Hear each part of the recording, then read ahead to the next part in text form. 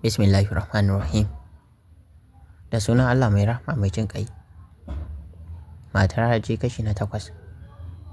Kama hannunta ya sa ta a cikin mota ya ja motar suka tafi. Suna tafiya sai faman zuba mashi hira take. Bata ankara ba ta ga sun fice daga cikin garin. Sai ta ga ya ɗauki kwalta sosai.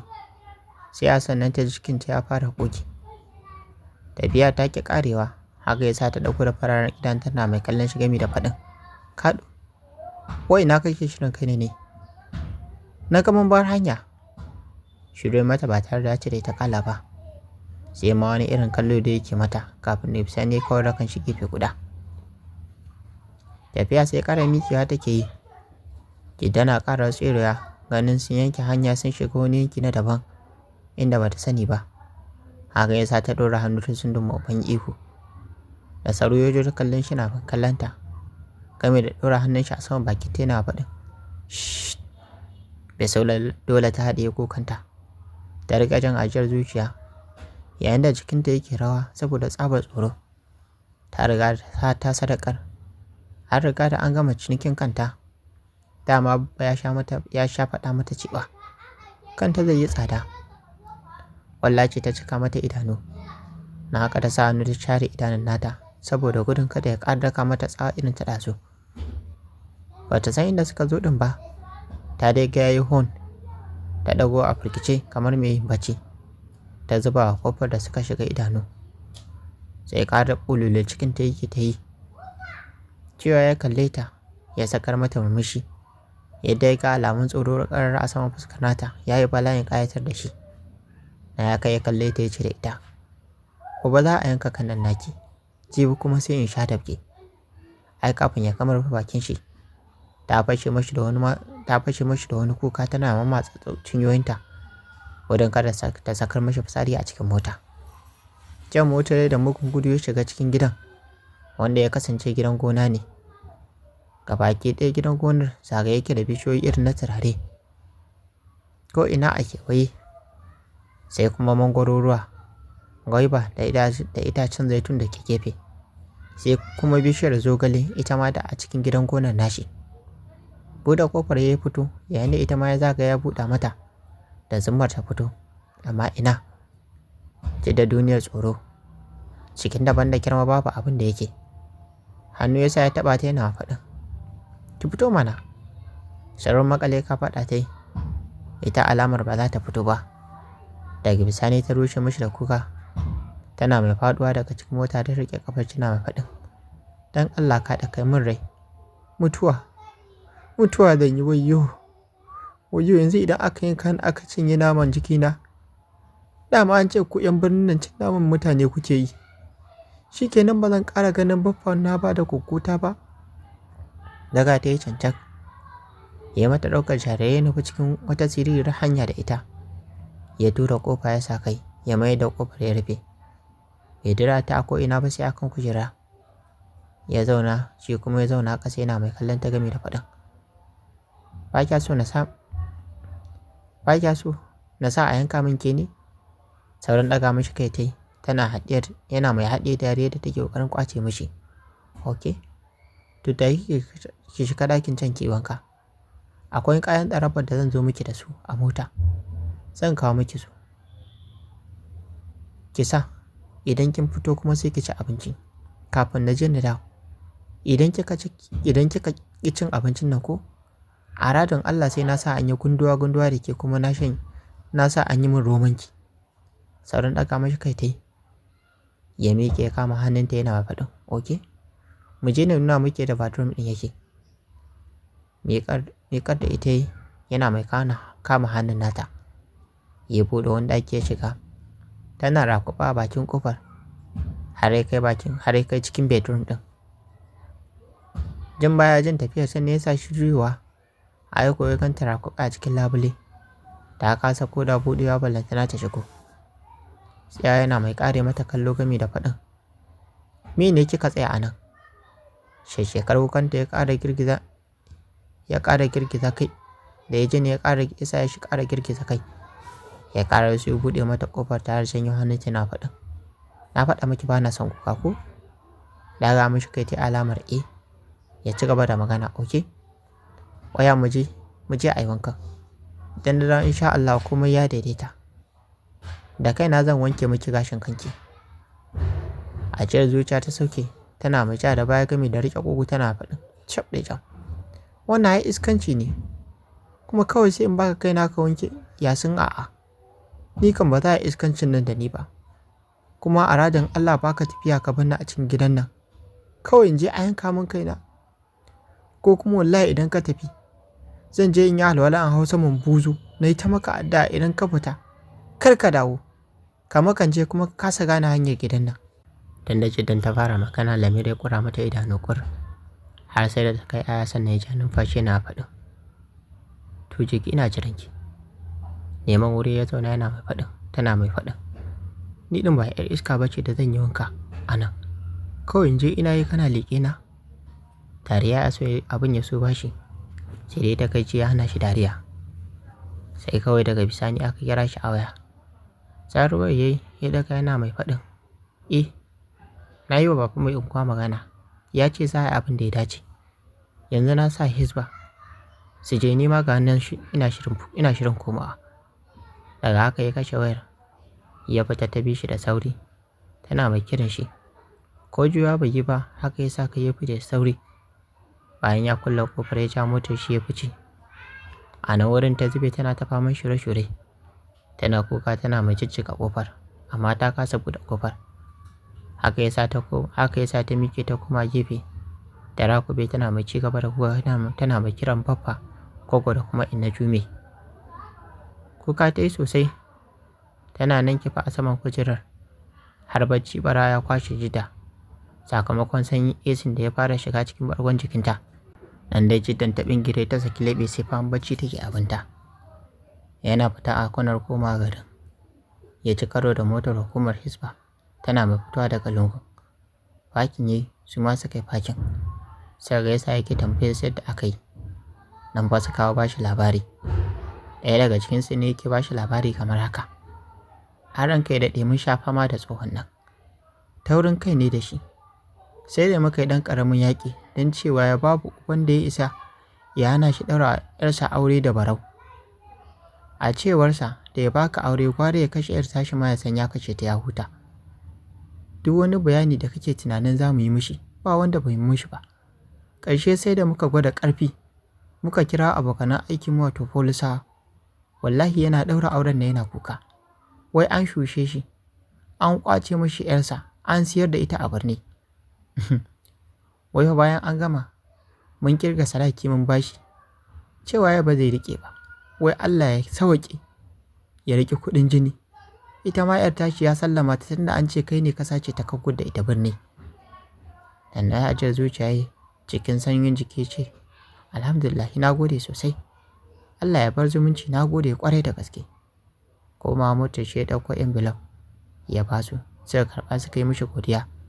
Ta raka ce ta mu cewa har rafa ya ce inda ya ganshi da jiddu to sai ya raɗe zai sande shi. Murmushi yana faɗin karku damu. Komai zai zo da sauki insha Allah. Wuri na kawai tsiratar da yarinya da ka faɗawa muguwar rayuwa ta jahilcin da yake son jefa ta. Kuma insha Allah zan yi iya ƙoƙari na daidaita tsakaninta da iyayen nata. A lokacin da suka fahimci wace ce ita, suka gane kurinsu a baya. Juya suka yi, suka nufi gida, suka nufi gidan da ya killace ta. Suka shiga bakin su ɗauke da sallama. Kamar an yi sai faman washe baki yake kamar an yi mishi bishara da aljannar duniya. Buɗe kofar suka yi suka shiga, har da aminin sami suna Salis. Bakin sa ɗauke sallama suka shiga. Suka tarar da tana kwance sai faman share bacci take abinta. Ya matsa gabanta ya tsugunna. Ya sanya hannun shi na dama yana mai shafa fuskarta. Kasantuwar Jiddan ba ta da nauyin bacci. Haka ya sa ta yi saurin miƙewa bakin da ɗauke da salati. Sauran ƙarin rufe ta yi da babbar rigar shi. Saboda cikinta ba wata rigar kirki ba ce, riga ce irin ta Fulani. Wacce ko cibiya ba ta gama rufe mata ba. Buɗe ido ta yi ta kalle shi ta kuma kalli Salis. Salis ya ce kaftin za mu iya tafiya tunda mun gama aikin mako. Ai ba ta jira ya ba da amsa ba. Ta zabar da ta miƙe ya binciko ta zuwa cikin shi. da santar ba zai iya bari a ganta haka ba. Ke, me haka ne ki nutsu? Ke fa yanzu matar aure ce. Ai bai gama magana shi ba. Jiddanta wata bangaje shi ta miƙe kamar walƙiya haka ta tsallake ta shige ɗaki hadar fewa. Ba Salis ba, hatta in ba sai da abin ya ba su dariya. Sale ya saka abokin nashi na faɗin. Sunan wani littafi wai shi mijin kwaila. Kai yanzu a ce duk izzan nan taka akan mace wannan yar karamar alhakin ce ta ruɗe duniyar ka.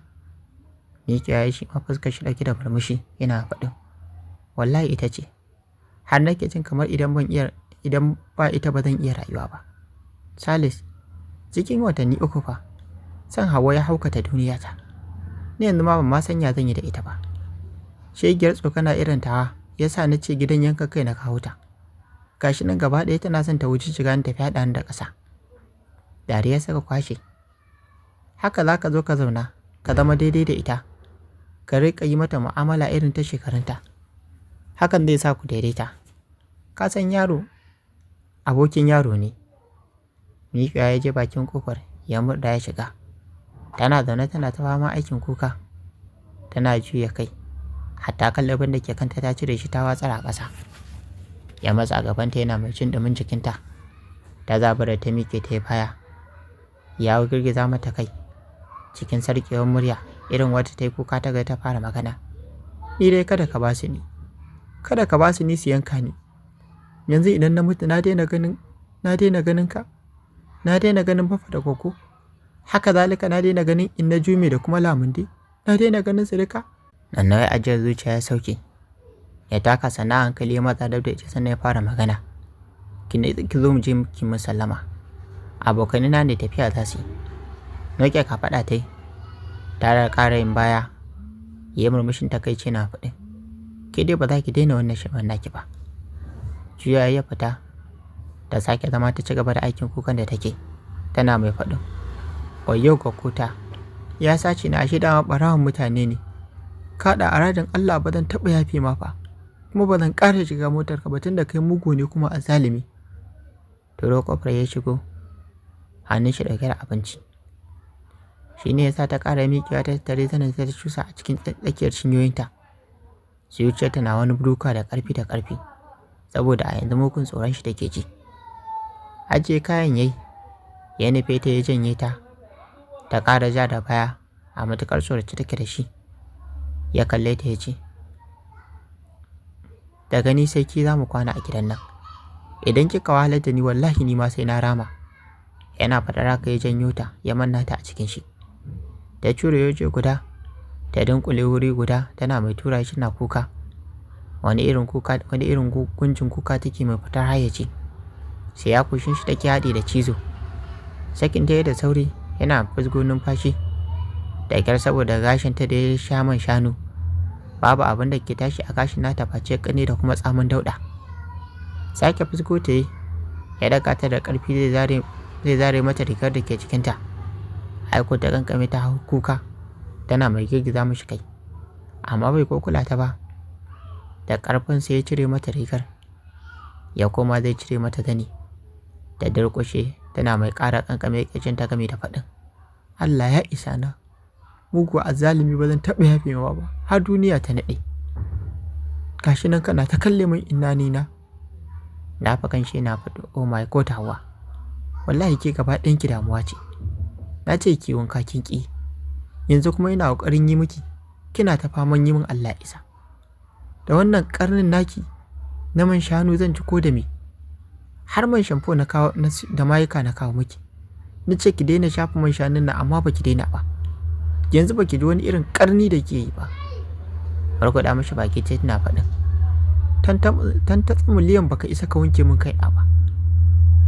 Sai dai ka sani a turmi. Ka daka, ka kwankwatsa, haka lalika kuma ka niƙa ni.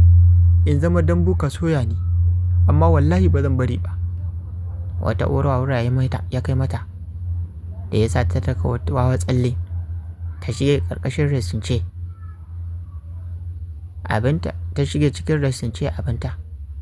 Bayan da bai yi da fito ba, amma ta ƙi. Kasancewar ɗakin babu tarkace. Babu gado katifa ce lambuwan. Irin mai gida su koma kai saɗin nan. sai wardrobe ta jikin bango, sai TV da kuma lamp kawai su ne a cikin ɗakin. Takaici ne ya ishe shi, ya ma rasa ya zai yi, sai ya fama binta yake da kallo. Gidadancin ya fara isa shi. Miƙewa ya sake yi, ya buɗe ƙofar ya fita, ya koma wani ɗaki ya ɗauko belt.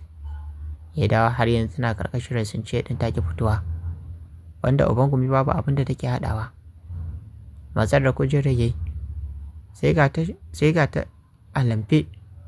Har wannan lokacin hannayen tana saman ƙarshen ta sai famo zurai take. Saurin kashe fitilar da ke ɗakin yayi. Aiko cikin shishshika ta taso, ta yi faman rangaci take tana lalabe. Wata ankara ba kawai sai ta ji ta a cikin shi, dama kuma abin da yake so. Aiko daga ta yi cancak, ya nufi bedroom da ita. Yana buɗewa ya shiga, haske ne sosai a ciki. Ya sauke idan shi akan lallausan fatar ta, wadda sai faman santsi take, wanda dalilin haka ne ya sa shi jan numfashi. Direct bai zame ko ina da ita ba, sai cikin banɗakin yana faɗin, cire zanin ki kafin in zane ki. Ya yi magana mai zazzaro mata idanu. Bude idanunta ta yi, da shirin yi mishi rashin kunya, sai da ta ga zabgegiyar belar a hannun shi. Ta haka da sauri ta nutsu, tana kuka cikin taban da ake rawa babu abin da yake, gudun kada ya zane ta. Da sauri ta zara zanin nata, ya zame daga ita sai ɗan kamfai, wanda ganin haka ne yasa ta durkushe tana faɗin, wayyo ni Allah, ka cuce ni, haradin Allah ka cuce ni, ko gona ba taba gani na irin haka ba sai kai. Tsawar da ya daka mata ne ya sa ta sakin fitsari ba tare da ta shiri ba, ta yi zaman yan bori. Ya motsa ya tsugunna gaban ta na faɗin, sake cire ko sai na sane ki da wannan belt ɗin da wani wandon ki tun na bara. Saurin kaɗa mishi kai tana faɗin, a'a ni dai kaɗo, ba zan iya ba, ka je kawai, ni zan yi wanka na da kaina. Murmushi yana faɗin, aikin makara, tun yaushe nake fama da ke ki tashi ki wanka ki kai, sai yanzu? Can ba zan baki wannan damar ba, kuma idan kika ce ba za ki ba, idan kika ce ba za ki cire ba kamar yadda na umarce ki, to dama cinikin kanki fa an riga an yi. Na ba wa su gogunki da babbanki kuɗin cinikin kan naki, yanzu kawai kiran mutanen can zan yi, zo su fifiɗe min ke.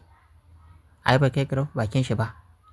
Ta miƙe ta zara wandon, ya yi ƙasa, ta zauna da sauri, ya roƙo ta faɗo jikin shi, tana mai fashewa da matsanancin kuka. Mistakenly, hannun shi ya taɓa inananta. Aiko ta ƙara tana faɗin, wayyo, zai yi min adumbule, na shiga uku. Shi ma ashe irin su rubaɗa ne, wallahi mutuwa zan yi, shi kenan. Ni na san tun da ma ka taɓa ni, shi kenan mutuwa zan yi. Ai dole ma in mutu, ka yanka ni ka gasa ni. Amma ni dai wasiyata ta ƙarshe da zan baka kai wa gogota shi ne, dan Allah dan annabi kai da ƙafa ɗina, ka kai wasu goggoni na. To jama'a, gaskiya dai dijito wannan gidadancin naki da rashin wayan naki yayi yawa. Mafofuna ba haka muke ba. Gaskiya ana ƙababa mana rashin wayo da kuma gidadanci, amma gaskiya ba mu kai yadda ake kai mu ba. To, koya za ta kaya tsakanin Lamir da kuma Jiddan shi, domin dai an shafa Fatiha. Koya za ta ƙarke tsakanin shi da Mabaruka da kuma Hajiya, wacce ta sha alwashin komai zai faru sai dai ya faru, amma ba za ta bari auren nan ya yiwu ba. Gashi kuma an ɗaura ba tare sanin ta ba. Koya Hajiya za ta karɓi Jiddan a matsayin sarkarta? To, domin cin yadda za ta kaya sai a tara shi na gaba. Don cin yadda za ta kaya a cikin labarin da muke kawo muku mai suna Matar Hariji. Wannan ne Abubakar Sadiq nake kawo muku wannan channel tamu nake cewa, idan wannan ne farkon zuwa kawo wannan channel tamu sai ku danna mana subscribe sannan ku ta wani alamar ƙarar sanarwa, domin ya dinga sadar da ku da zarar mun ɗora sabon shiri. Kana ku ta wani alamar like domin ƙara mana ƙwarin gwiwa. Sannan kun sha wannan bidiyon ga abokananku da ke da Facebook. Sannan kuna damar ajiye ra'ayi, ƙorafi ko ba comment section game da duk da muke kawo muku. A huta lafiya.